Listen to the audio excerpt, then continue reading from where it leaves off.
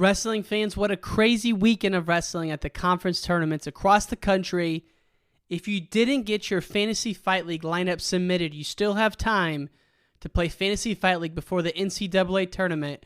Go to fantasyfightleague.com and submit your team now. Now let's get to the episode.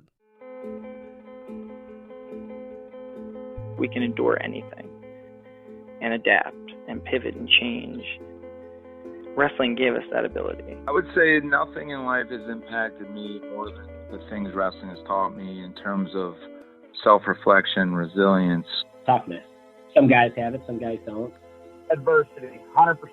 How to pick myself up and be a man after I failed.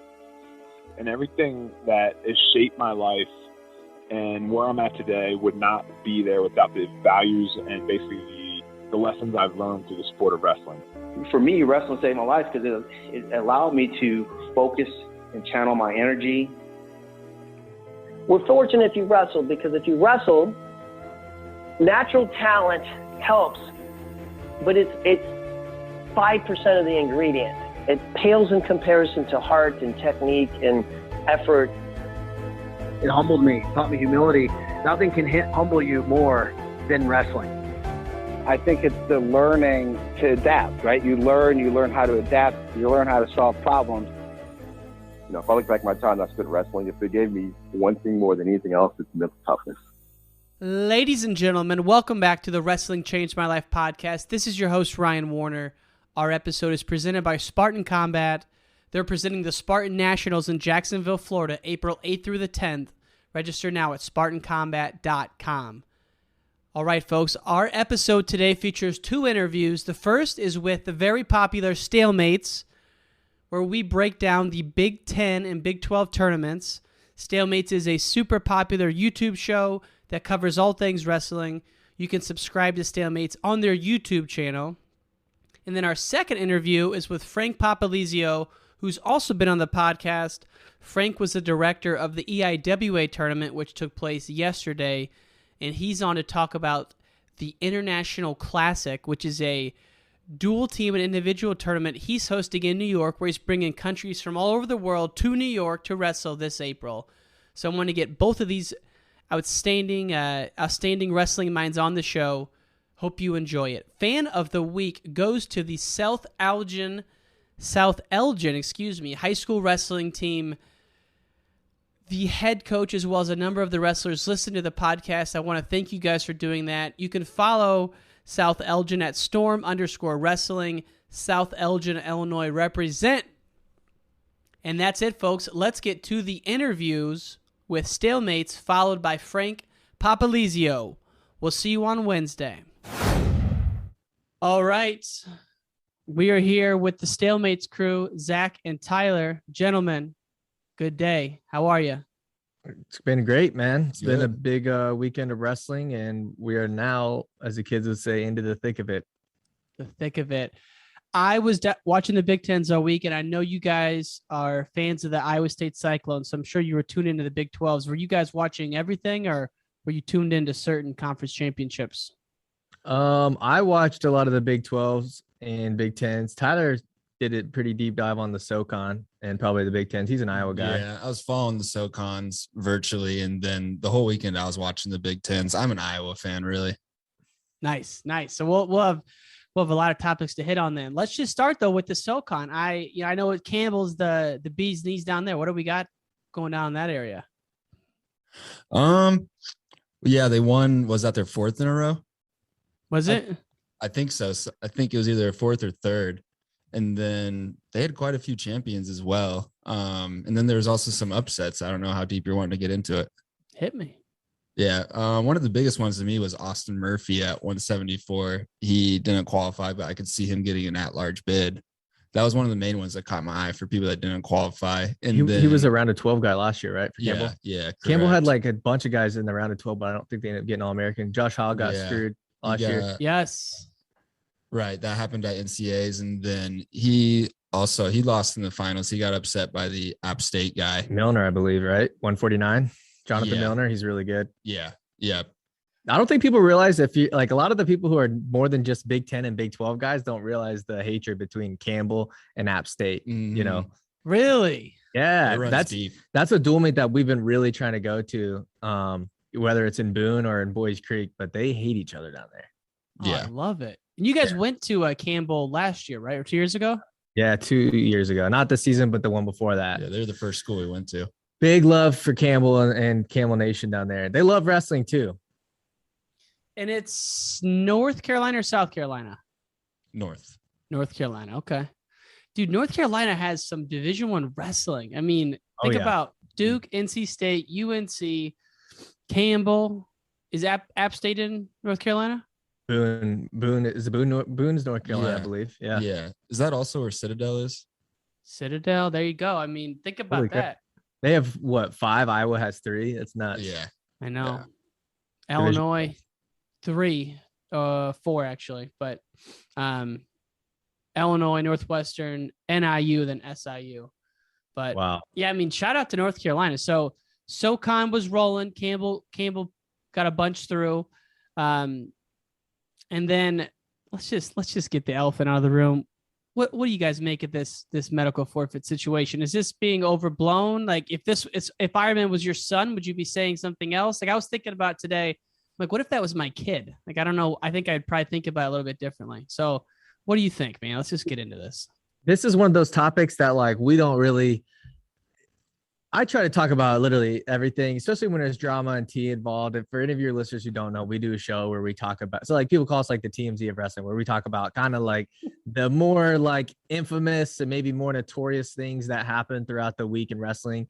Our job basically is to recap what happened. That way you don't have to dig through the dirt and find out what's going on. You can just tune into our show and watch. When stuff like this happens, it's one of those things. It's kind of like a he said, she said, where who do you believe, right? Both sides are technically right.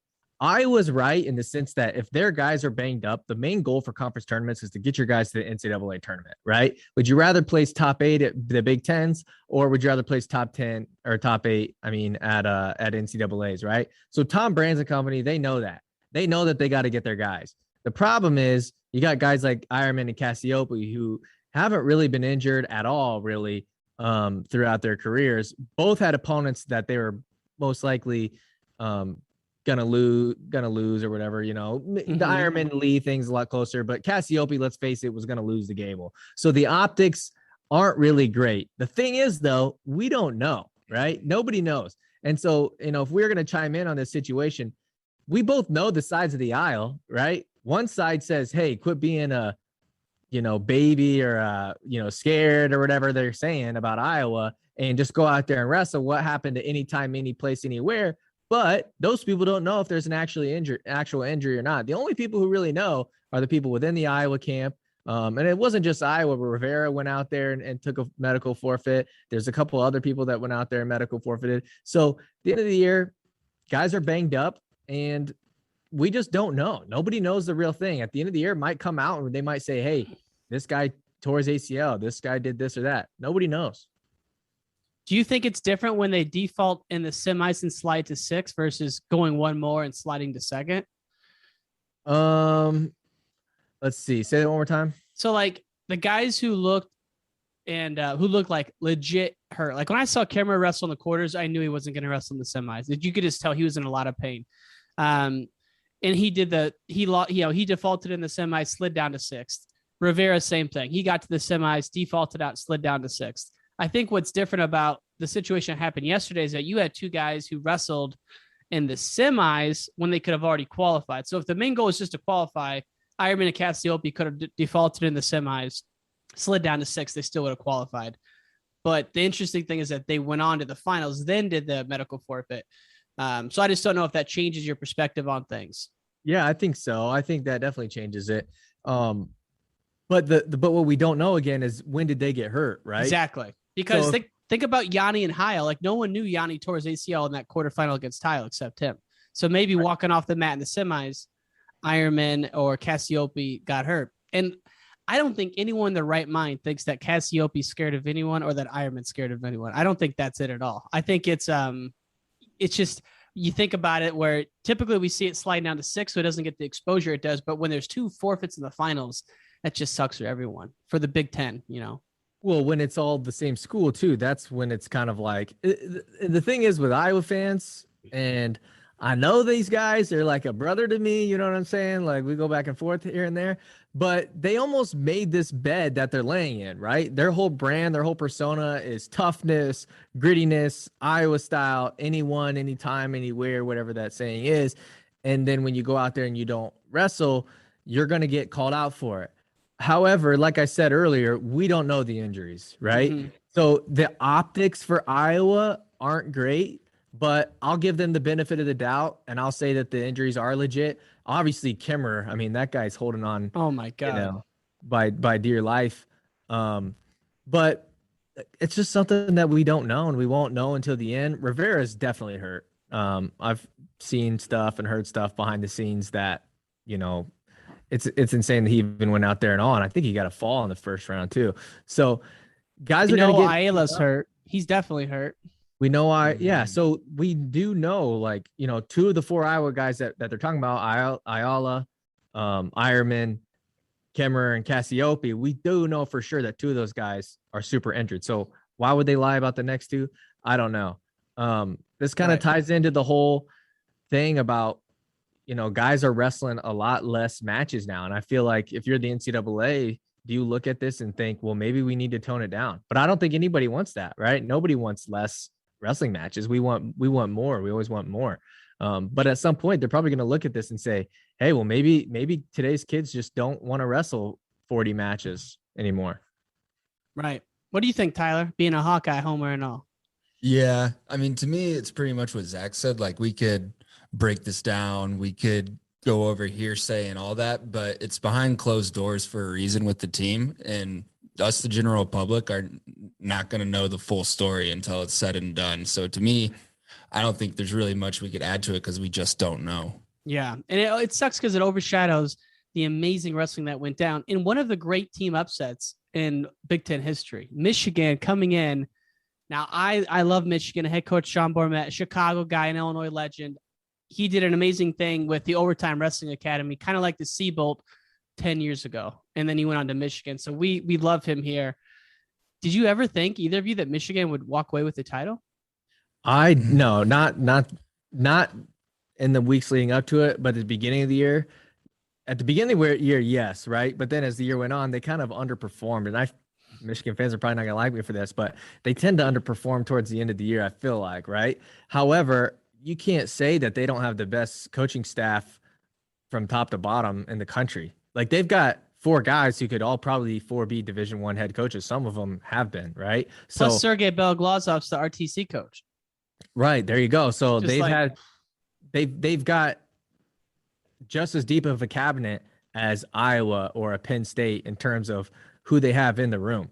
Obviously Penn State in the Nittany Lion Wrestling Club is a little bit deeper, but look at the guys that they've added at the Cliff Keen with Jaden Cox and even Nick Suriano, even though there's a 25-pounder right now, he's going to be sticking around, I'm assuming, for a while. So they've got the pieces, they've got the tools. Let's see if, NCAA's adds a totally different element and how the outlook looks. But I was talking to a friend before the show today, and I was like, hey, I mean, do you think they have what it takes to do it, next week? And people are thinking so now. It's so crazy how so many people, like, you don't really want to tell. Nobody's really was predicting Michigan. And then nobody, I don't think, was going to pick Austin Gomez either. And you look at, you go out there, you have yourself one good week, you're right back in the talk for a title. Mm-hmm. How good, it's your show and you're supposed to ask me questions, but how good does it make you feel to see Illinois native Austin Gomez win? Dude, and the way he wrestles is like just the best. Like, he's going for broke. He's throwing headlocks. He's hitting shots. And yeah, I mean, knowing the hype he had coming up, I remember watching him in middle school and he was mean mugging kids, kind of like the Bo Bassett, but in Illinois, not as big as Bo, but he was that talked about. And then high school, went to the same high school as Tony Ramos, just dominant. Iowa State, he had a great year. I remember watching him in the blood round against, I think it was maybe not the blood round, but a wrestleback round against Philippi. He had a great year. And then the concussions happened. And, when I spoke to him, I think it was like earlier this fall, he was just in a good place and he's just up in weight, not cutting weight. So yeah, it's amazing to watch him wrestle. I'm so happy for Austin Gomez. And like, honestly, Bono and Reed are doing awesome job this year. Hamidi, also from Illinois, doing a hell of a job. I mean, he's the baby face killer. He's amazing out there. So both of those guys, Wisconsin looked really good. And honestly, though, no one's talking about Northwestern. Northwestern qualified 9 of 10 guys, I think, with some pretty drastic coaching changes in the early year that drew a lot of negative attention with the whole Midlands thing. So, dude, Northwestern, like a school that tough academically, for them to be that good, amazing.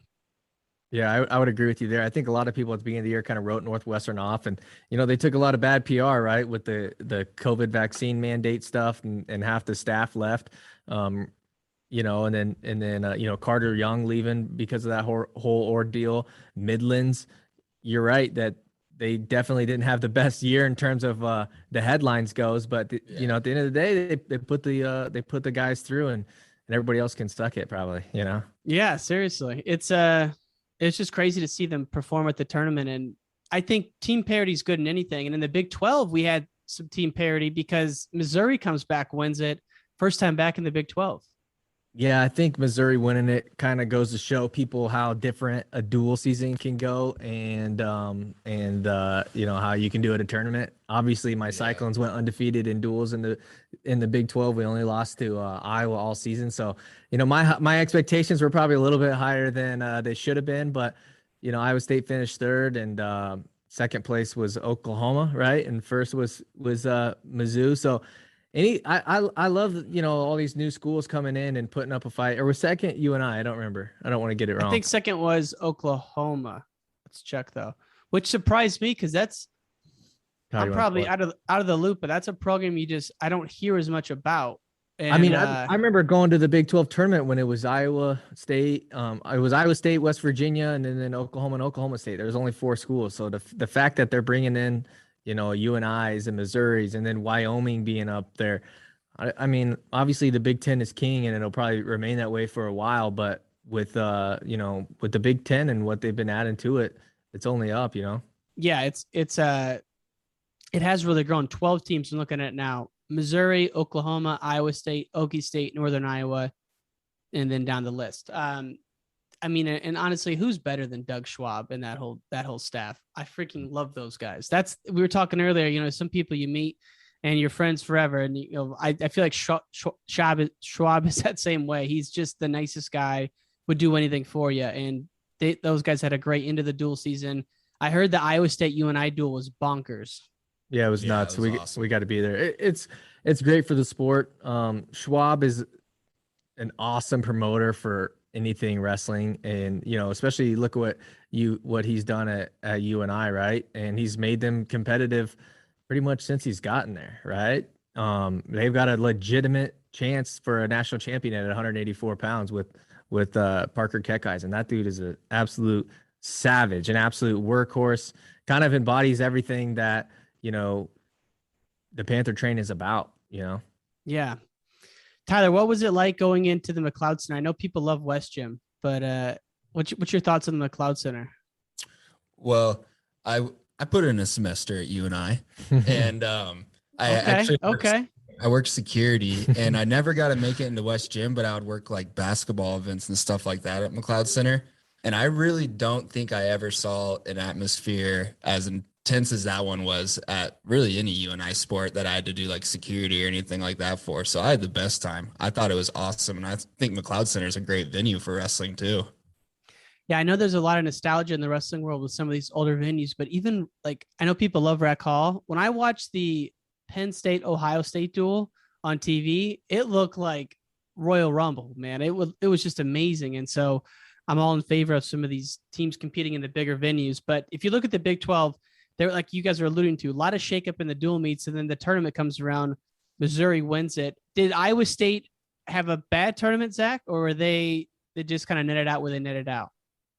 I was pretty upset. I typed up a lot of tweets, and I either deleted them or just put them in the draft folder. I don't know if you've ever been there or not. But, oh yeah. We were talking in the Discord, and I was just straight up not having a great first day. And then I kind of realized, right, we are putting through 8 guys. I feel good about getting a 9th in. The 10th probably won't happen, but you could say there's a puncher's chance at getting all 10 guys in. And you look at where our program was 3 or 4 years ago, it was not that. So would I have wanted a Big 12 title? Absolutely. But the fact that we got in that many guys, I would say I would have probably predicted that that outcome. There was just some things that happened that I was kind of like, Dagan at 49, he lost a match that he should have won, and he even put out a tweet saying, like, somebody said, why would Dagan do that? And he's like, I don't know why I did it. I just did it. Right. But that's what you get with a Jared Dagan. He's going to be funky. He's going to be unorthodox. He's going to be fun to watch. Younger is a guy who can beat anybody, but he can also lose to anybody. So he was wrestling Buchanan at 197, and he was losing 1-0 or maybe 3-1. It was a tight match and kind of got stuck underneath, and Buchanan pinned him. I hate when people say he got stuck, but Buchanan pinned him straight up. So damn, there's things that I think we felt like we could have done better. Marcus Coleman, I don't think a lot of people realize, but his grandpa passed away like that day. So, some emotional things going on there. And I think Parker at 41, they said that he had been sick. So it's the end of the year. Everybody's banged up. Everybody's got stuff that they're going through, and it's all about March, baby. We're finally here. I want to ask you this. Tell me why Stephen Buchanan at 197 can't win it. I don't know. I don't know a lot about him. Fill me in on him. He's just very smart wrestler. He's in good conditioning, very explosive, sound. Mark Branch, I know you've interviewed him before. He's got their guys ready. He's kind of the I love Mark Branch. Yeah, he's kind of the guy, right, at Wyoming. He's really, what he's done with them is amazing. He's put them in the hunt for a team title in the Big 12. And if you look at Buchanan, Ferrari's still in there. I obviously would go with my boy AJ Ferrari, but Stephen Buchanan ranks second, right behind Gabe Dean. I think it's his to lose. Honestly, I'm picking Stephen Buchanan at 97. I know this is an NCAA preview show, but just watching him over the weekend, Stephen Buchanan is really freaking good. Wow. So he's the 2 seed. Do you think he'll get the 1 seed at Nationals, or will Max Dean get the 1 seed?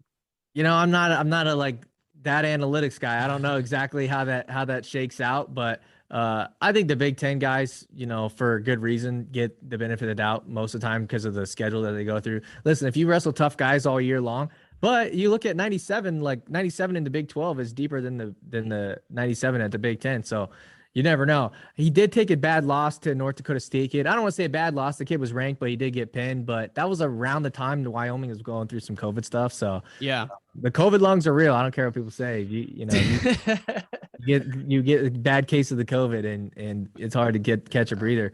You get to see the heavyweight guy for Air Force. I saw that one, and people are loving that guy. I mean, he's a contender. He's a threat. Yeah, he's a guy with the right seed. As long as I think the only guy in the bracket that he can't beat is Gable, gold medalist Gable Stevenson. But everybody else, I don't see why he can't get second or third, just depending on where he falls in the bracket. And what do you guys think about this one? Two Big 12 versus Big 10 matchups I can't wait for. Carr, Deacon. I mean, who I'm rolling with, but yeah, I'm taking David Carr. Did he just look unstoppable all weekend? Was he killing people? Yeah, I mean, he's looked that way all year. He did have a sudden victory match against Peyton Robb earlier in the year, but Peyton Robb took it to Deacon too. Like, it was down to the wire too. Deacon is who he is, but I think it comes down to what our friend of the show, Adam Feller, says. Winners win. Winners win, right? And David Carr, his only loss, he's got 1 or 2 losses in his whole career. One of them's to Deacon when he was, really young. That's now 3 years later. And he just finds a way to win. Deacon, on the other hand, found a way to lose last year in the NCAA tournament. So I think when it comes down to it, it comes to who's going to show up in Detroit. And it's really hard not to pick David Carr, even though I'm biased. It's like, I think that's who it is. What about you? Who do you think? Carr, probably, but Deacon just looks so tough and so physical. He's like, he's wrestling with Andrew Howe every day. And yeah, you look at that guy, he's just he's an animal. So, and Sure. he's, go ahead. I said he's a monster. Monster, bro. Pounder, you'll see. And he's hurting from that loss, and it hurt him bad. So that's just one where that could be one for the ages. And I hope we see it. The other one, let me get your thoughts on this one, guys. Fix RBY. I mean, I don't know. It's a snooze fest for me, man. It is. That is true. It is. Yeah. You know what I mean? What did Dana White say? He said, what did he say? What medicine puts people to sleep? I don't know this quote, man. He said something like, he said NyQuil watches Ben Askren fights to fall asleep or something. They're so good. They're so good. That's not a knock on either one of them, but they're so good. They give each other so much respect. It reminds me of Yoel Romero and Izzy Adesanya, and that's another UFC reference, where everybody was expecting this great matchup because you got these two highly skilled guys, these two highly skilled fighters, and then they went in there and they gave each other too much respect, and they know that they can't really make a mistake because the other one's so good at their counter attacks that they just can't open it up. So it's just how the match is going to play out. It's the same thing with Siriano and Fix back in the day when they would wrestle. Mm-hmm. So it's just they're almost too good to be wrestling each other. They're just too afraid to make mistakes. It's always a boring match with those guys. Yeah, they RBY had a tight one with DeSanto. Not that it was like tight in terms of like how the match was going, but the score always is pretty close there. Yeah, that's why I just get so excited for Nationals because everything's going to open up, right? The EIWA is coming in. I want to talk about that match, the 25. Vito, Glory. Oh, my God. Like, did you see that happening? I saw that one, and I was shocked that it went the way it did a few weeks back.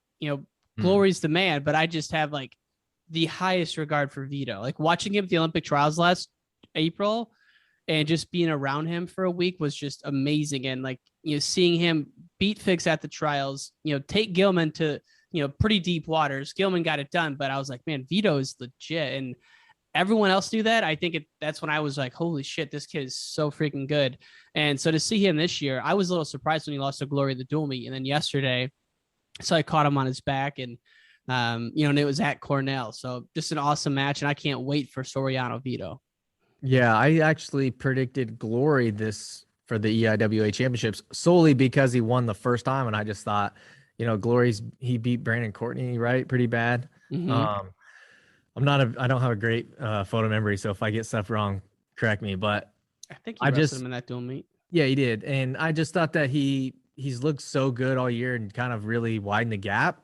But I found out, yesterday that Vito's clearly back in it. I heard that Vito maybe had COVID the first time that they wrestled this year. And it was another case of like kind of sick and out. And that's kind of maybe why he lost to Glory the other time. But I'm picking Vito over Suriano though in the NCAAs. Okay. I mean, could happen. And that's those guys are so good. I mean, 40, I'm thinking about Cornell right now, 49, Yanni Gomez, man. I mean, and Sasso is obviously still a threat. I mean, there's going to be a lot of, that's tough to say. I mean, how can you go against Yanni though? I mean, he's like, yeah, you kind of can't. He doesn't really make any mistakes. They already wrestled this year once, and Gomez was right in there. But I think let me say this: if there's anybody that can really do it, it's probably Gomez, right? If you catch him, if he goes upper body and I felt like what he did against Sasso in the beginning was like, hey, I'm just gonna let it fly because I'm probably predicted to lose this match, so might as well go out there and right away he went upper body, tried to do like an inside trip or something, and then he went and did like a what is that? What are people that, like a cement job or something? Or dude, Chael Sonnen calls it the death. What is it called? The death roll or something. And I guess in some parts of the wrestling world, that's called a gator bacon. And there's like a montage video of Chael Sonnen just ripping on people who call it when you have like the front headlock and then you roll through. Yeah. Earl Hall used to do that to everybody at Iowa State. Yeah. But he went out there and then he saw pretty early on that Sammy Sasso really wasn't going to take that bait. And so he switched it up and went a little bit more fundamental and got back to the basics and got it done. So I'll take Yanni in that one, but I, there's a 10% chance I think Gomez wins. Yeah. And I don't want to count out my boy Gomez. He's the man. And every time he wrestles, I'm screaming at the TV, jumping on the couch. So let's go back to the Big Tens a little bit. The match of the tournament to me, there were two that really stuck out. Massive Ends in the semis was unbelievable. Some of the scrambles. And then the finals though, of course, Brooks Amin with Michigan on his back. Amin gets it done. Unbelievable to see that match. I would have never predicted that. I had Brooks all day. I thought Brooks was only getting better. I know that they wrestled in the duel and it was a one takedown. I'm not sure if it was overtime or not, but I know it was one takedown. I don't know anymore. I really don't. I thought Keck Eisen was the one who was going to have the best shot to beat Brooks, but I'm clearly wrong there. How do you think they're going to seed that? Well, I think it's going to be Headley number 1. Oh, he hasn't lost, huh? No, and he rolled people this weekend. So it's probably going to be Amin Brooks in the semis. I mean, and then maybe Keck Eisen 4. I don't know. It's going to be really interesting to see how it plays out. But I think Trent Headley will be number 1. Wow. If I had to guess. Yeah. What do you think of that? I to your point, I'm not like the most in the know of every single conference and duel and like who has wins over who.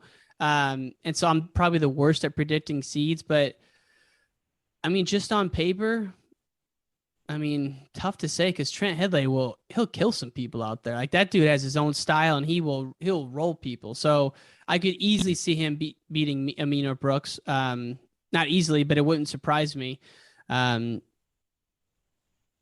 I mean, it's tough because that match with Brooks and Amin, I thought the way the match was going, the first 2.5 periods, as much as I love Amin, it just didn't seem like his energy was there or that his pace was there. And then in the last minute, turns it up. He almost wrote him out. I thought he was going to write him out. And then the overtime again goes back to that shot. I would like to rewatch it, but tremendous heart by Amin. I mean, dude's an Olympic bronze medalist. So like, even if it's for San Marino, you still got to qualify for the Olympics, which is getting top 3 or top 5 at the Europeans, whatever it is. And then getting an Olympic bronze medal is so incredible. So doesn't surprise you. Can't be surprised by that, even though it's freestyle. But still, I mean, the dude has a heart of a lion. Dropped back down from 97 from last year, where he looked a little too heavy. And dude, Michigan's just rolling. That match was unbelievable. I think you said something in there about looked like he was tired and kind of out of it. Do you think he learned a little bit of the international swagger, maybe, where they kind of rope-a-dope you a little bit? And because I agree, I was watching that thinking, oh man, Amin is fading. And then it felt like as soon as they hit overtime, it was like Brooks was the one that kind of folded at the last second. And hit a little Euro sprint, didn't he? Yeah, I like what is that? Can you explain what that means? I think if you watch a lot of international matches, guys will kind of hold their sprints until like the last 60 seconds or in the last 30 seconds. And I think of Musa Kayev, who Yanni wrestled, has a really good one. And a lot of those dudes will kind of lull you to sleep and then go real hard, 60 seconds, 30 seconds, whatever it is. But you rarely see a match at the Worlds where there isn't just an all-out blast at the end. And man, it's pretty impressive to watch. Sidakov did it against Burroughs two years in a row, and then Burroughs would come back with his sprint. So I mean, it's pretty common there. And I don't know if that was a mean strategy or what, but I mean, he said afterwards that Brooks took him to deep waters, and you could tell that. I mean, he was you look like he was really really tired at the end there and came through amazing, because Brooks is like, dude's only lost 1 college match, now 2 college matches. Just unbelievable. He's going to be one of the best ever in terms of our decade. Oguyev did that to Gilman, I felt like, too. He Definitely.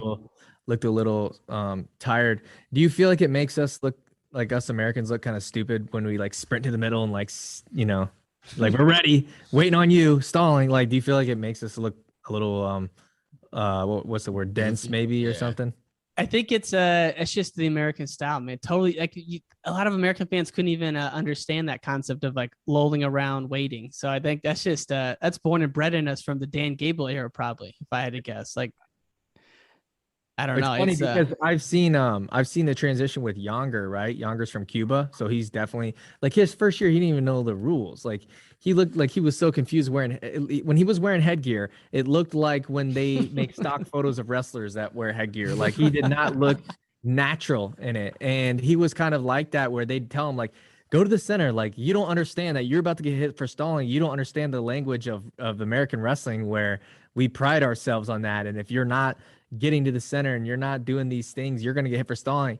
This last weekend, Younger was hitting Elam for stalling. Like, he was like himself, like he was trying to, so he's maybe getting some of that American in them. Yeah. I like watching that too. And you guys also have, is the 133 pounder Ramazan. Yeah. Is he still going? Yeah, he made it to the Nationals. He's another guy I feel like people don't really talk about. He moved here, went to Wyoming Seminary in high school, I think, or something like that. Towards the end of high school, started learning the game a little bit, and he's got a very interesting style. He can kind of slow you down.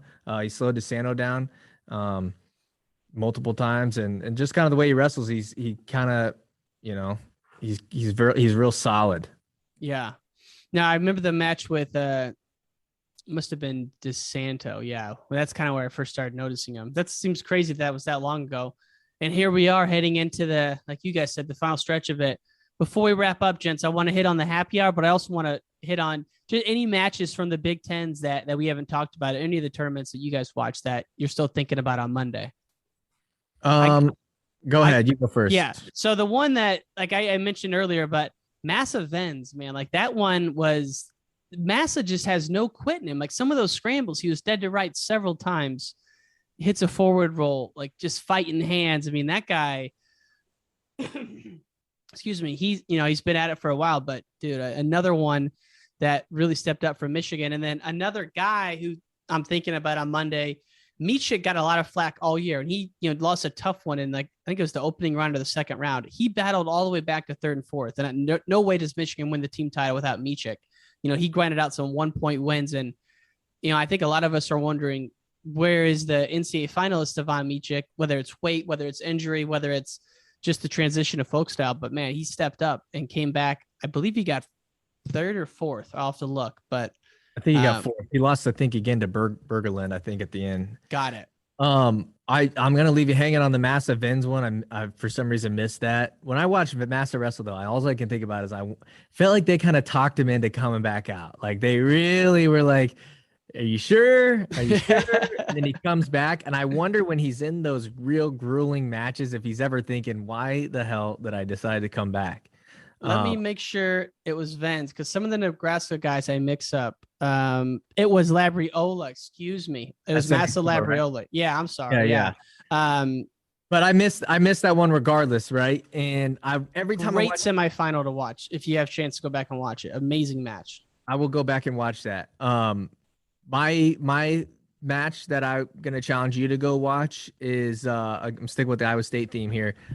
Is Josh Edmond from Missouri and Dagan, right? So Dagan, Dagan's had his injuries. He's had his ups and downs. He kind of had a better career earlier on in college, and then of course with the grind and everything, that kind of plays out sometimes. And just one of my favorite wrestlers to watch. Okay. Anyways, he finds himself on the backside. He loses a match in the semifinals from McDougald, however you say it, from Oklahoma, who's also had a great year, by the way. And he finds himself on the consolation side. He's got Josh Edmond from Missouri. He ends up winning. Ready for this? 15-13 at the very end. No spoiler alerts, even though I just spoiled it. Go check that match out. I promise you, it's from the very beginning. It's entertaining. Absolutely. Okay, Tyler, do you got any for me to check out? Area that come to mind for you? Man, I don't think I have any like sleepers or rare ones or anything like that. To me, the highlight was the Gomez and Lovett match. If like there's one that just comes to mind immediately, it's that one. That's an easy answer, but to me, what I think something that was surprising me that I don't feel like is talked about much was Oklahoma getting second at the Big 12. Seriously, I mean, that is I'm gonna take that as like a pushing off point to really dive in and get to know the Oklahoma program. All I know is that Brian Piccolo, who's been on the podcast, an amazing story. His son goes there, Tate Piccolo. Yep. Yeah. And then Anthony Madrigal, who's from one of the local programs. He's there, but now I do need to check out Oklahoma. And then before we sign off, guys, Big 12, I got to ask you about this guy. Probably my favorite guy to watch. It reminds me a lot of Yanni outside of the Big 10. Keegan O'Toole. Is that kid just an assassin or what? Oh, for sure. Yeah. I mean, he's a guy that if I'm cheering for Iowa State and they're wrestling Keegan O'Toole and we get a takedown or we get in on his leg, you don't really feel good about it. You know what I mean? Like you're still like, all right, like this dude can literally score. Like he can get taken down by anybody, but it doesn't matter. Like I don't think that's in his mind frame of like, hey, don't get taken down. It's like, oh, if you get taken down, well, how do you wrestle from there? Like, how do you score from, this position? Like, that's just how his mind frame is. He can score from anywhere. So honestly, I know I'm giving out some wild picks today, but he's my pick at 65. Pushing the envelope there. Pushing the envelope. I don't know. No, I mean, definitely. Yeah, I mean, watching him at the, I think it was the Junior Worlds this summer was a lot of fun. So that'll be one to watch. And, we're just a day or two out from getting brackets, which is crazy. I think, is it tomorrow or Wednesday? Wednesday, I think. And shout out before we go, shout out to Patrick McKee, loses in the first round, battles his way back to third. Somebody tweeted this and it rings true. Like that dude loves battling back for third. Like he's always finding himself. Yeah, that's a gritty warrior right there. Yeah, that guy's always, seriously. I mean, I saw that. Unbelievable. Before we sign off, guys, we'll give a little preview. NCAA tournament, Stalemates and Wrestling Changed My Life getting together again for another happy hour. We're thinking Thursday. Is that what you guys are still thinking? Just for the listeners here? Potentially Thursday? After the final session or in between? I was thinking in between. Perfect. Works for us. Yeah. Beautiful. So we'll be announcing listeners, anyone going to the NCAAs, we'll be doing a happy hour where we'll have free drinks and come in and talk wrestling, shoot the shit in between sessions, and we'll announce more details on social coming up here. Lake coming? Lake's not coming. Just my brother and I. Lake the Snake's not coming. Your brother was at the other event though. I met him. Yeah, he'll be there. Sweet. I'm getting in town on Wednesday, hoping to get a ticket to the Rudis card, and Snyder Cox is going to be awesome. I didn't know it was a best of 3 series until I saw the commercial. Yeah, pumped. I didn't know that either. Yeah, pumped. Pretty sweet. I mean, going to be awesome. So we will. I know I'll talk to you guys before then, but see you in a few days, gentlemen. 9-10 days. Perfect. Absolutely. Thank you so much for having us on, and love what you're doing. Can't wait for the next guys. documentary and everything else after that. And gentlemen, nice job on the video explaining the forfeits in terms of the RPI and that whole situation. So Zach, I knew that was a new video for you. Go to YouTube, subscribe to Stalemates, and check it out, folks. Thank you, Ryan. Thanks, Ryan. All right, guys, have a good day. We'll talk to you. All right, Frank Papalizio, welcome back to the podcast, my friend. My pleasure. Yeah, it's awesome to have you. We just witnessed a crazy weekend of wrestling. I was pretty tuned into the Big Tens. Were you watching the ACC's Big Tens? Where were you at this weekend? I was the director of the EIWA tournament. So let's go. I didn't actually get to watch much wrestling. I was running around doing behind the scenes stuff. I did get to watch a little bit, especially the finals. In the blood rounds, the qualifying rounds, specific to people and the weight classes that they were, trying to qualify for. But there's work. Yeah. There's work. Those tournaments obviously have a lot of people doing a lot of things, and just trying to getting everything up to snub. So it's all good. So what goes into directing a tournament like the EIWAs? What goes into it is getting a lot of rock stars to work for you. Really, Gene Nineman recently took over the job for Greg Strobel. After Greg passed away, there was a void that existed. He informally led the EIWA, and he would do all this planning and coordinating, and then obviously it culminates with the tournament. But there's a lot that goes on with the organization in general leading up to the tournament. Mm-hmm. And when you lose a figure like that, there's a tremendous void. And I think they found the right person in hiring Gene Nineman. He works like an animal. He's 60-something years old, and he's relentless, doesn't stop. And then I think the idea was that, there's 2 different scopes there, where you got somebody that's the executive director of the organization, and then have somebody that can execute game day. And to be honest with you, I didn't do an awful lot this year. last year was a nightmare, right? With COVID, and I had to basically put everything together because it couldn't be touched by any of the institutions. So we had to find a facility, we had to negotiate, we had to basically import everything. And we fought the battle of not having fans and the COVID protocols, and it was at the highest level there, obviously. That was right in the thick of it. But this year was clearly different, a lot more relaxed in that sense. So I kind of was a gopher. I was an assistant more than anything. I'm never going to over dramatize my role, but Gene Nyman really led the charge. And the EIWA has two of my favorite teams, Cornell and Penn. Penn is like on a resurgence right now, and I saw Coach Reno won Coach of the Year. And then, Cornell obviously has some of the great stars in college wrestling. Did you watch the Vito Glory match?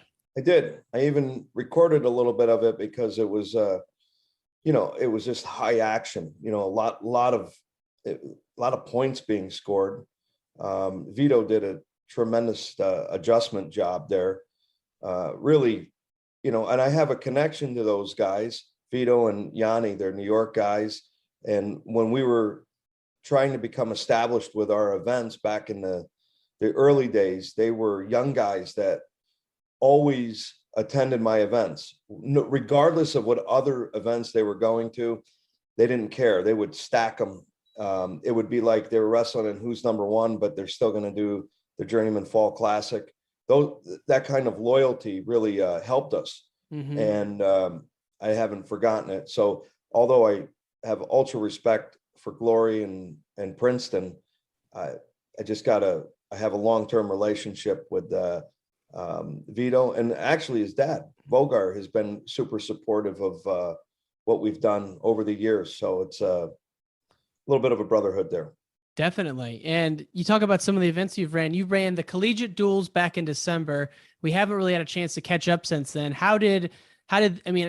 It went great, but was there anything you saw this year that you're trying to do next year or something in the future? Yeah, we'd like to continue it. The whole point of the event was to establish value. What's the value of a dual meet? What's these great matches that obviously bring value, but sometimes the schools don't know what that value is, depending on their agreements and who's broadcasting it, so on and so forth. So we knew exactly what we were able to do with this duel and the dual event, I should say. And the teams were the ones that benefited. So the money goes right back to them. And, I think they brought in like 9,000 pay-per-views and stuff. And it wasn't huge, but it was the first time doing it. So it was big, and it was a lot of people, I think, had a wait and see kind of approach. And now they like it. It created a real buzz at that time of the year specifically. People really dug it. And there were some great duels, a lot of excitement, and people put it on the line. I think it was like everybody that was anybody wrestled in it. Yeah, there wasn't any awesome. Holding anybody back, right? Awesome. I love how it was on that Monday because it was kind of during the holiday season. So a lot of people, weren't super busy and were able to kind of tune out for the day and watch. And yeah, just the dual action was great. It kind of led the way going into dual season in January. So I don't know if it's too early to say, but are you guys planning on doing it next year as well? Yeah, we'd like to do that. I've been talking with Martin and the other schools that, helped us initiate this, and it seems positive. Obviously most of these guys want to wait until after the season is done to really dive into scheduling, but it looks good. The energy's there. Listen, last time we did this, it started, I think it was April, or the end of March when we started discussing it. And that was just the beginning of the discussion. And it really finally ended and solidified in August. So we were really late in the game. Wow. It started really that early though. That seems early to me. Maybe not that early in the world of booking dual meets. Well, you're starting from scratch though. Yeah. It's not like we have everything set now, right? And now we're talking in March.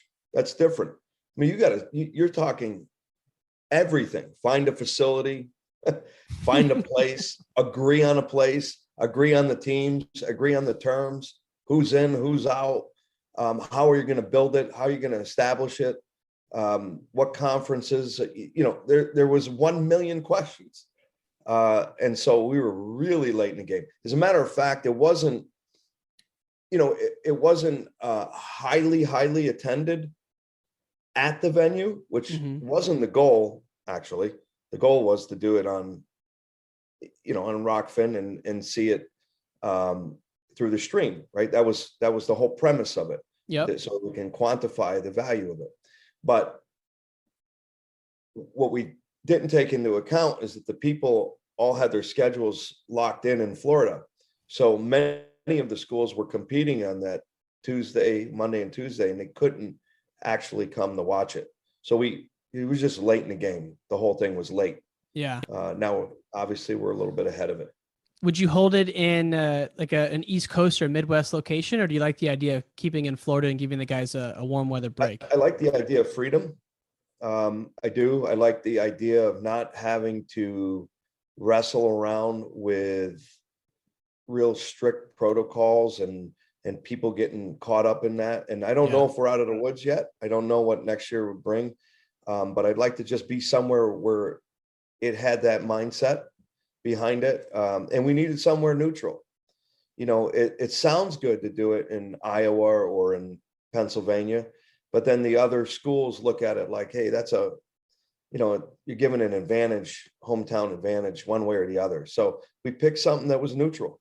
Yeah. And it worked out. It was good. It's We're cool looking at New Orleans next year too. That's another one that we're chewing on. That'd be sweet. Yeah, it's like it's kind of like those in college basketball. They have that tournament where they all go to Hawaii or something like that. Yes, like that's right. Well, they do one in the Bahamas. I got the guy that trains me, Rich Altieri. His nephew plays for UConn, and he, they go down to the Bahamas like an early season tournament, and they're all ranked teams that go down there, kind of knock it out. It has the same kind of premise. Yeah. Just neutral ground, and people can relax and just enjoy basketball. Well, same here. We could enjoy wrestling in a place that's kind of comfortable. Mm-hmm. Although it was freezing. Was it? It was freezing. We were down there, and it was like, oh, what did we do? You couldn't go to the beach. And you guys are now working on another dual meet competition. It's the World Classic. What's going on with this? So the World Classic actually has two components. And this is, of all that I do, I think the heaviest lift that I got. Although the Collegiate Classic the Collegiate duels was really tough to kind of navigate through. This is equally tough, but it's a different game, right? There's a lot of moving parts. Specifically, we're dealing with the visa process with all the countries that we've invited: Uzbekistan, Kazakhstan, Kyrgyzstan, Tajikistan, all the stands that have real rich wrestling history, right? Mm-hmm. And so we try to get those guys here, and it's a really difficult process. And there's a real art and skill to getting through that process, and it's arduous. It takes forever, but I've gotten pretty good at it. I'm knocking on wood on that. I've gotten good at the process. Now, that doesn't guarantee success. Ultimately, we try to take the proper steps in communicating with the State Department, and we have Congressman Mullen from Oklahoma, who's a National Wrestling Hall of Fame guy out of Oklahoma, that has been helping us. His office has been helping. There's a lot of obstacles in those parts of the world. Sometimes people don't go back, right? And they have data. Okay. They have data specific to the country in ages of people and gender that apply for these visas. And they just go off the statistical data, and the answer is no. And we're trying to say, hey, these guys have country pride. they're future Olympians. These are national team. It's not club wrestling that we're doing here. This is actually national team guys. These are the guys you see at the World Championships. And the whole premise of this event is to import the foreigners to the United States of America so that our cadet guys get an opportunity and a feel to wrestle foreigners. Yeah. And it's a huge undertaking for me, huge, logistically and financially. It really is massive. We'll probably spend over $75,000 for a 10-day effort. And for us, for me, it's a one-man show. There's not a massive entity that's doing it. It's not a university or a corporation that is doing it. So it's just me, and I fundraise. I got a guy named Bob Renee, who is out of Colorado. Is a very supportive guy. He helps us. Mark Ross from Oak Grove helps us. We got some guys out there that really believe in what we're doing, and it helps. And this has been going on for years and years, and we've had really great guys wrestling it, right? The Yannis, the Vitos, Schultz, Kirkfoot. You can go on and on and on. The guys that really Aaron Brooks, they get it, right? Mm-hmm. Those guys understand it and have participated in it. Many of them lost. Many of them lost. I mean, like we bring these guys here and they get pushed. They really get pushed. But we're in a different era now. Now it's like I have to convince people that this is a good thing. So it drives me a little bit crazy, that I'm importing the best guys in the world here, and I would hope and pray that the Americans really appreciate it and step up and do, or the foreigners will stop coming. Right, they're coming here to get beat. Right, they want to get beat, and I hope we got our guys ready, embracing it. Let's put it that way. So we got how many teams coming over right now? Well, first of all, there's a dual component to it, but mostly the international guys really appreciate the individual format more than the duels. We love duels in America, right? But that's something that is not as well received internationally. Not that it's not well received, but it's just no pun intended, it's a little bit foreign, right? Duels are really something that we've kind of made a big deal about over here, and it works.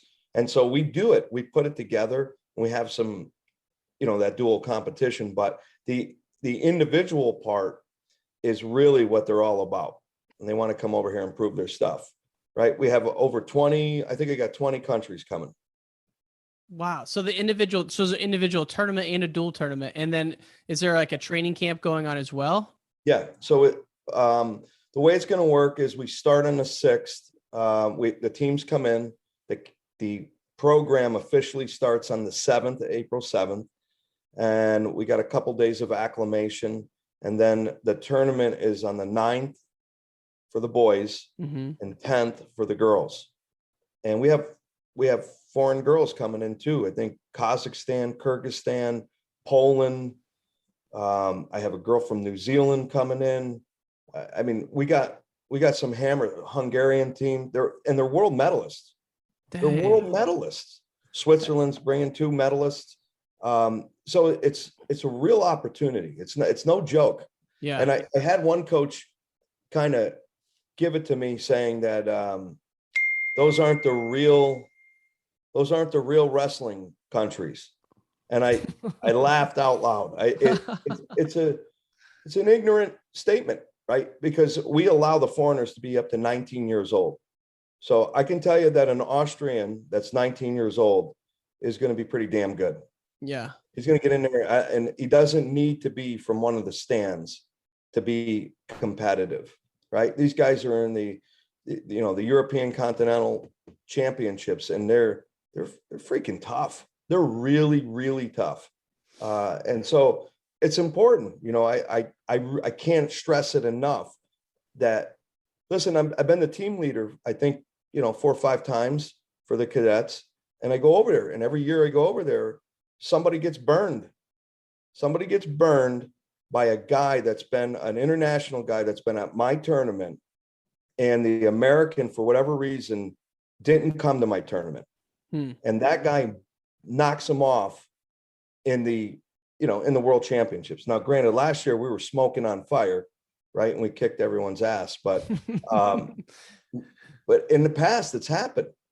It's happened. And I say, damn, that we could have had a feel for that guy. Why wouldn't you go to that? I mean, that's crazy. I don't know. I'm trying to figure it out. And some of the stuff we hear is just what I said. Yeah. Those aren't the real countries. Those aren't the hard countries. Some of the times it's, hey, we got the world team trials 2 weeks later. Well, that's a great warm up. The guys like Vito and Yanni back in the day, that's what they would use. And look, I know this. I know Lawrence from Pinnacle. That's what they're using it for, right? They're coming. Yep. Love those guys. Yep. Izzy is bringing his group, right? I know that's what they're doing. I know Askren, he's bringing his group. I know that's what they're doing. I know Sem, they're doing that. I know Blair, they're doing that. So there are pockets that are all in. Are the Bishop McCourt hit squad coming up there? I haven't heard yet. I would hope people really, really see the value, because I've been working on it for 15 years. Yeah. Right. And it really is the only international, like a true international tournament for this age group domestically.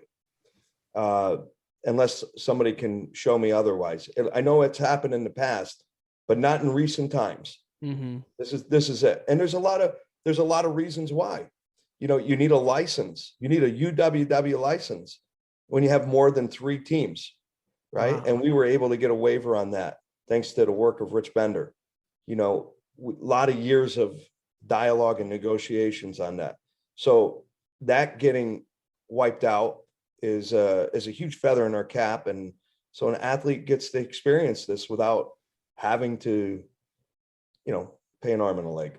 Dude, this is incredible. I had no idea the links that you were going to for this tournament, and just the mountains you've had to move. I think it's awesome. You're always out there on the grind like this. So where are you at now with the planning stages? Is everything coming together, or is there a few things left? Right now, this is the tough part. I don't know if I got 100 people or 154 people coming, or anybody in between. Mm-hmm. So you got to remember, every day you're moving 100 and 154 people via bus. You have to plan. You have to feed people. You have to move people. You have to insure people. You have to accommodate them. Hotels and rooming and coupling them together without putting a single person in a room. And you got different countries, and you can't just jam people together, and you got to mesh all those things. So from a logistics standpoint and an organizational standpoint, it's really difficult. And then you're battling on the other side with the visas. So right now we got Uzbekistan, Kazakhstan, Kyrgyzstan, and Tajikistan in the midst of working through and navigating the visa process. Kazakhstan seems to be moving very smoothly. The Kyrgyz are going to be at the end of the month. So it's literally, I'm going to find out on April 1st if Kyrgyzstan got 15, 18 visas, and they'll be here in 8 days later or 6 days later. So and is this the U.S. show up like that? Is this the U.S. saying no to the visas, or Kyrgyzstan saying no to the visas because they're going to the United States of America? Got it. And the deal is this: they assume you're coming to immigrate. That's what the assumption is, and you have to prove otherwise. It's an openly known mentality, and you have to prove it. Whether you have money in a bank account, you have a job over there, and the problem is you're sending young people over so they don't have a job.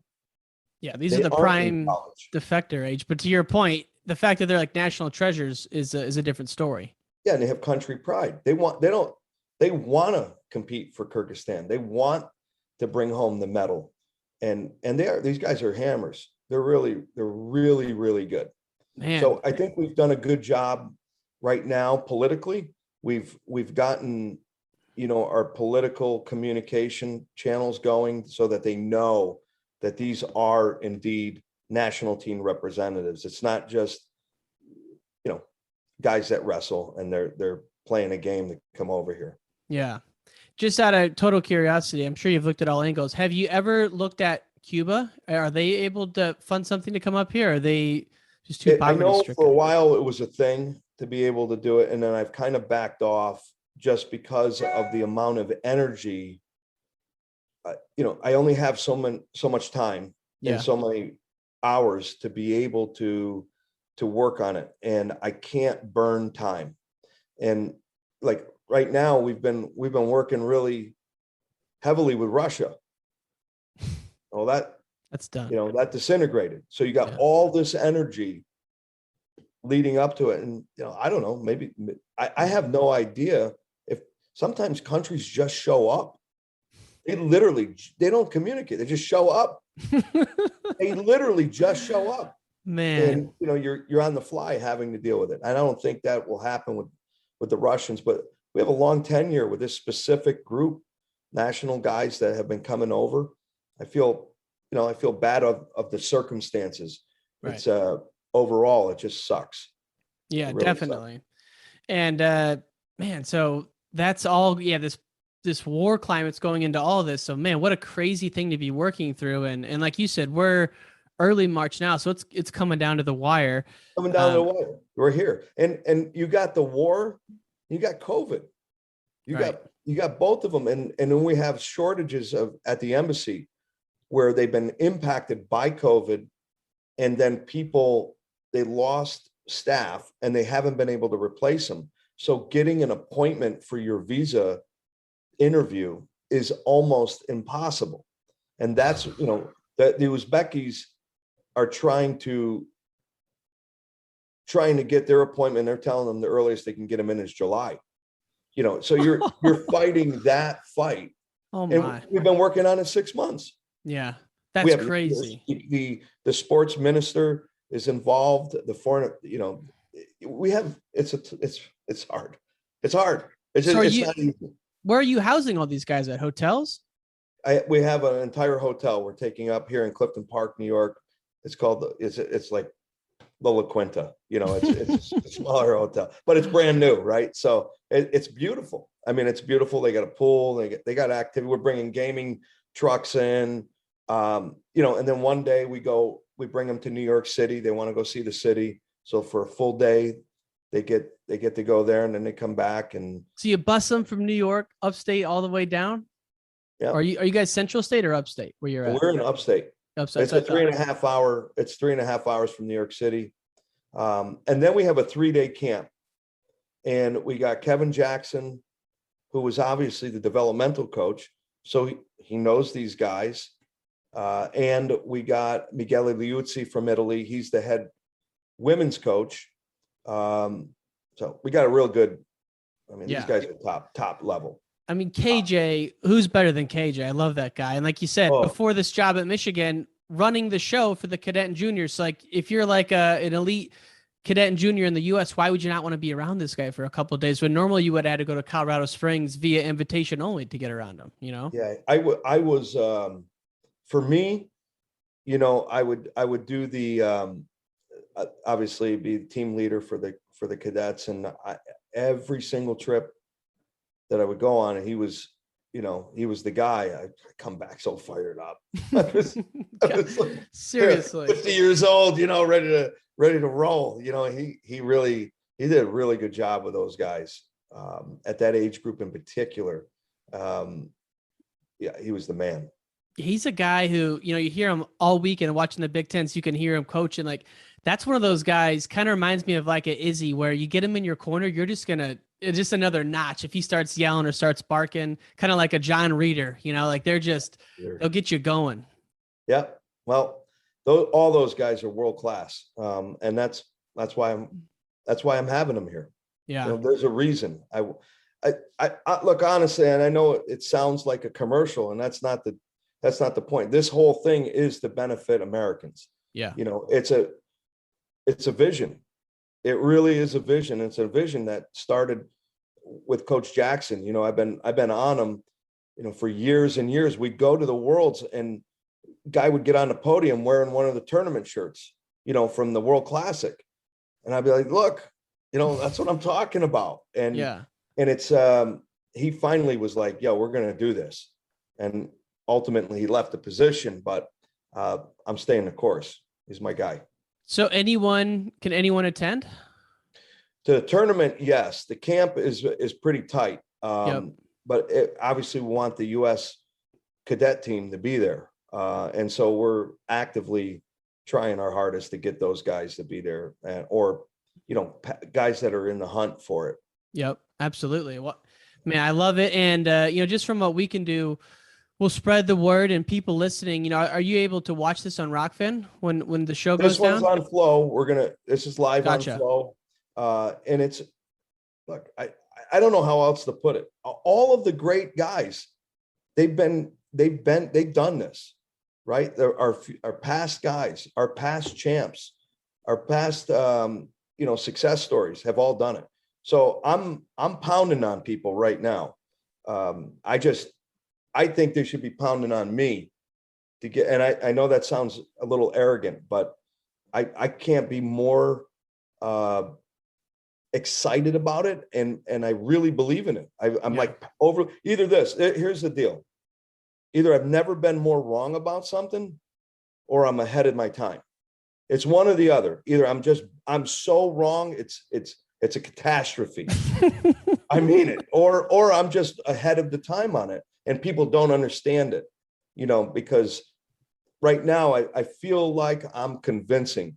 I'm convincing. Not, like I just listed some of the best clubs in the country. So they get it. I know they get it. And I want everybody to get it though. Seabolt Academy. Where you at? Where you at, TJ Seabolt? Let's go.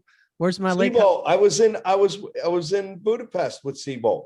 He's a great guy. Great guy. Yeah. Love having him on. I'm on him. I'm all over him, smothering him. Jay Soroga, where you at? Man, where's the Bo Bassett's of the world at? Machine Gun Mindset. No, it's those guys are all just so fun to watch. And like, it's crazy how good the cadet and juniors are now. You can watch them with like the same level of enjoyment as a senior level match a lot of times. So if they're just so high level. So the fact that you're bringing guys in, it only makes sense. I mean, how often is the U.S. going to like the Yasser Dogu? Like we're always going to these tournaments, and we don't really have a high level international tournament here. We've had the Schultz at times, and you know that's gone up and down in popularity. But at the cadet and junior level, why not like create a niche and just hold one of the most premier cadet world tournaments in the world? I love it. It is.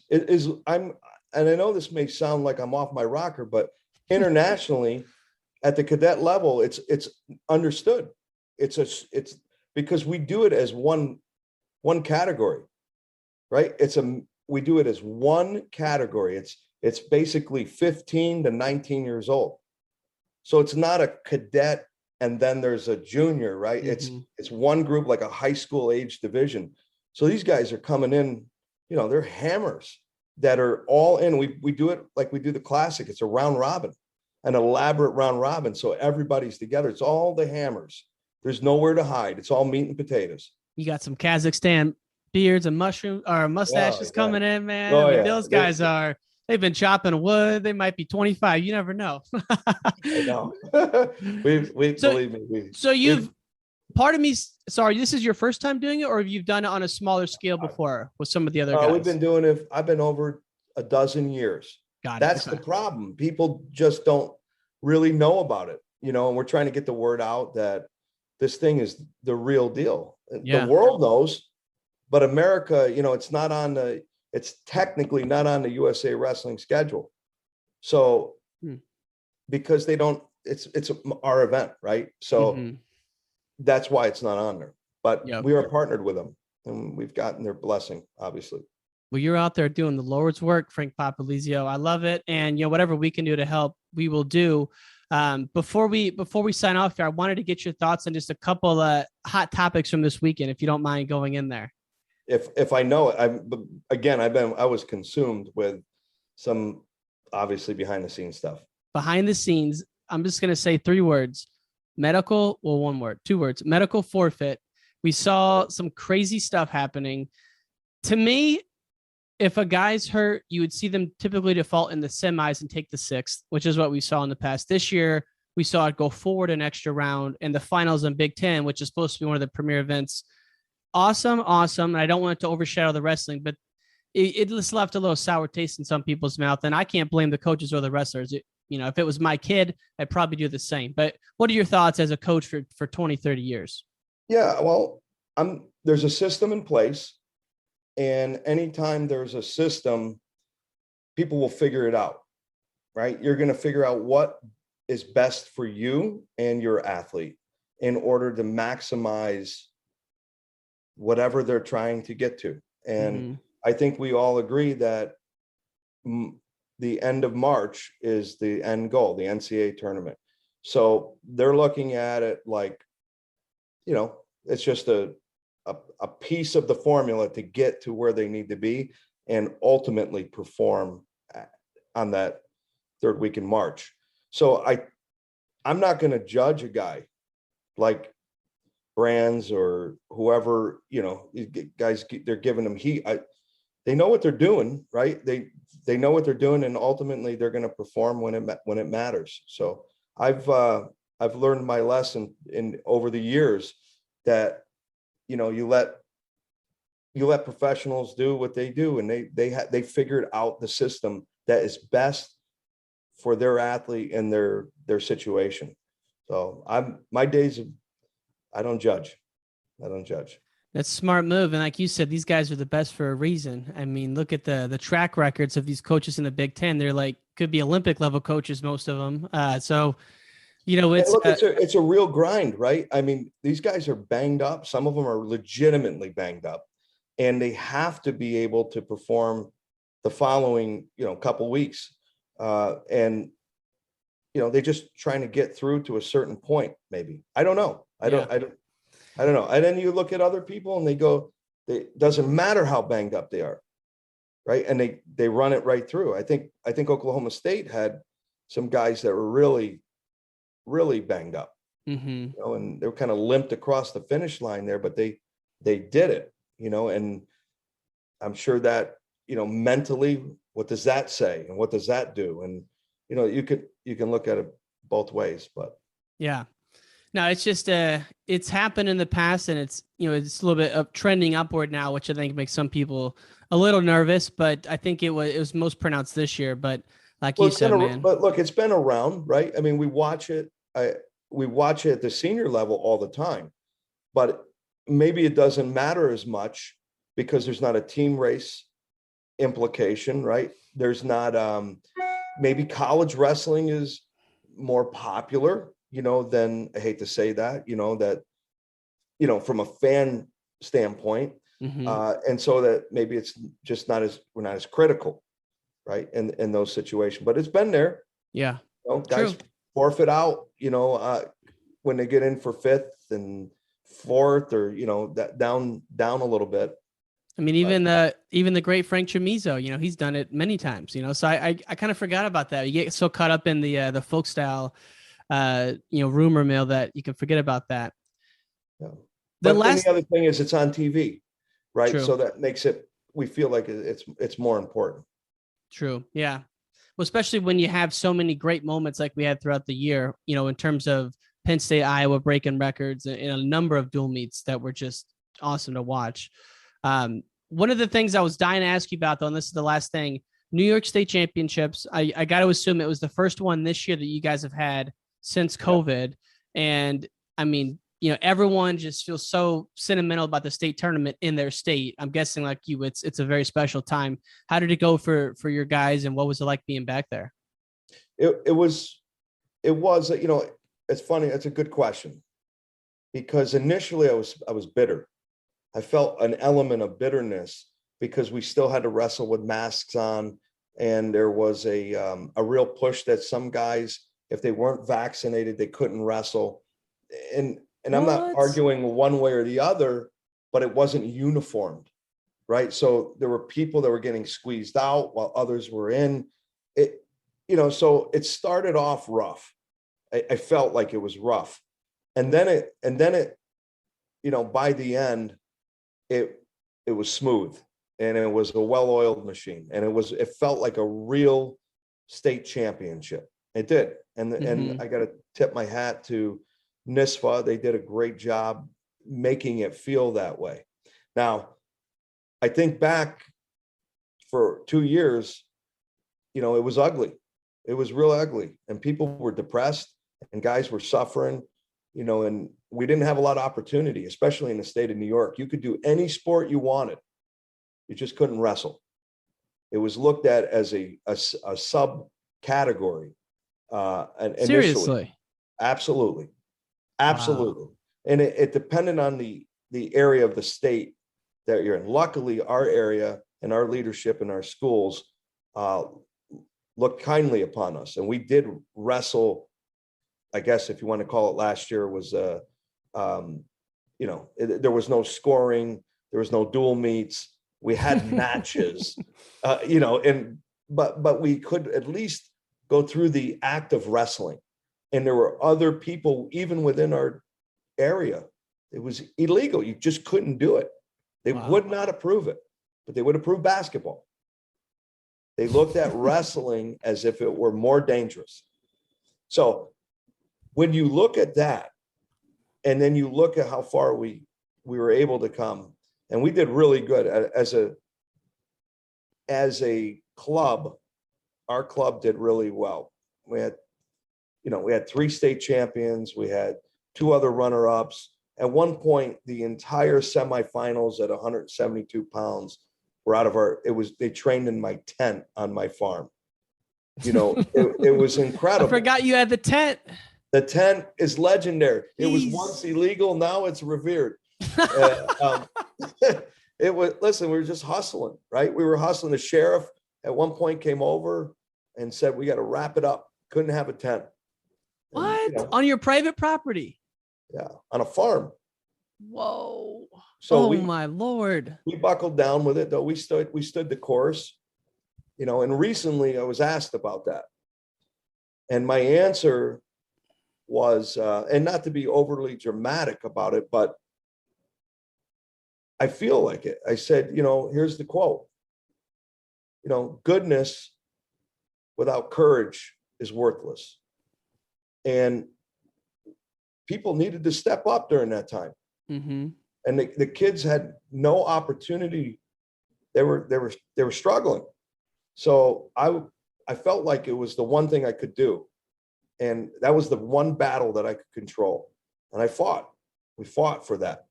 And who would have thought, so many, basically a year later, it paid heavy dividends for them. Man, dude, you're just every day in the trenches going blows with the embassy, with the politicians. Like you're out there. If it was easy, everybody would do it. It's not easy, and not everybody does it. So that's the only way I can make my way. That's otherwise people have got their footing, right? And they have things established. How are you gonna, how are you gonna squeeze in? You got to do something that's going to be hard, right? I love it. We're doing. So is the New York State tournament one division or multiple divisions? 2. Gotcha. Pretty even throughout, or is there a big discrepancy in one versus the other? Sometimes, certain weights, it's like, small schools hammered. Then you go to other weights, and large schools better. But look, last year I held the New York State Championships. When the state organization, NISWA didn't hold it because the governor wouldn't allow it, right? So they took heat, but it wasn't from them. Mm-hmm. We held it. We held it in Pennsylvania, and it was an unbelievable success. Wow. It was the best thing I've ever done in wrestling, ever. It was and we did one class. The first time in 18 years, the people loved it. It honestly was fantastic. So New York was one class up until 18 years ago? Yep. 19 now. Whoa, that's It's insane. tough, really tough. So like the Jesse Jansen's one class, or was that after that?